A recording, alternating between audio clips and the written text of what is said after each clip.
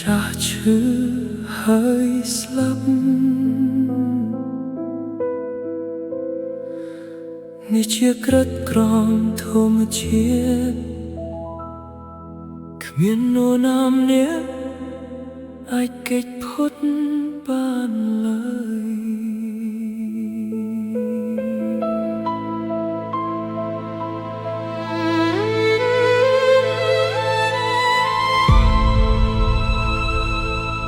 ការងារបោះឆ្នោតជាង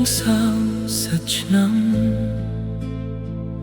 ដែលខ្ញុំបានសាងខំធ្វើការដោយកម្លាំងកាយចិត្តកែឈ្មោះនឹងស្នាមញញឹមក្នុងជីវិតថ្ងៃនេះបែររលាយបន្តិចម្ដងអ្វីដែលខ្ញុំធ្លាប់ខំប្រឹងធ្លាប់សាងធ្លាប់ស្រឡាញ់ធ្លាប់ជឿជាក់ពេលវេលាកំពុងលួចយកទៅយ៉ាងស្ងាត់ទុកតែអនុស្សាវរីយ៍ឲ្យខ្ញុំ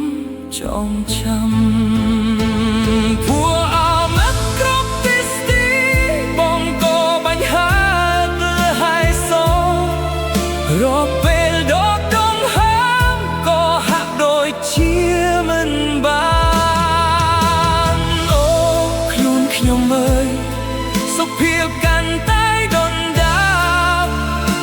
កម្លាំងដែលធ្លាប់មានក៏កាន់តែរសាយឃើញជើងមេឃហាក់កាន់តែឆ្ងាយពីខ្ញុំឃើញសូរិយាជិតអស់ស្ទង់គត់ទៅហើយបើថ្ងៃនេះខ្ញុំត្រូវឃ្លាតសូមទុកចម្រៀងនេះជាពាក្យផ្ដាំទៅកូនចៅជាទីស្រឡាញ់ឲ្យចេះថែរក្សាខ្លួន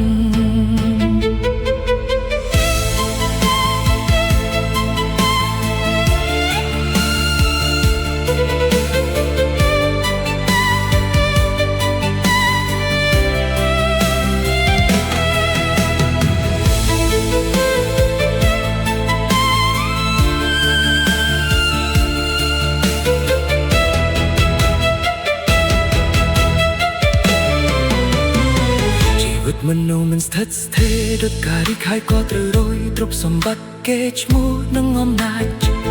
ចុងក្រោយសុទ្ធតែទុកនៅលើលោកអ្វីដែលសំខាន់ជាងគេគឺសេចក្តីស្រឡាញ់និងការអភ័យទោសចេះរស់នៅដោយចិត្តស្ងប់កុំបងទុកឲ្យគ្នាពេលនៅមានឱកាសចៅអើយសូមចាំពីតាំងជីវិតយើងខ្លីណាស់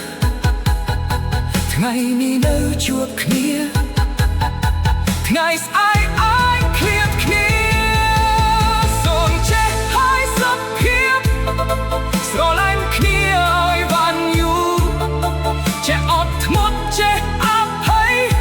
កុំឲ្យសោកស្ដាយពេលវេលាកន្លងផុតអូខ្លួនខ្ញុំអើយបាទថ្ងៃណាកំឡុងលេងនាងសូមកូនចៅកុំសោកសៅចូលរស់នៅឲ្យបានល្អជីវិតមនុស្សកើតចាស់ជាស្លាប់នេះជាក្រិតក្រមធនជាតិស្នាមស្រឡាញ់ដែលយើងបានទុកនឹងនៅជាប់ក្នុងបេះដូងរហូតមិនរលាយសូមតាំងកូនចៅថែខ្លួនថែសុខភាពរស់នៅដោយសុខសាន្តនិងស្រឡាញ់គ្នា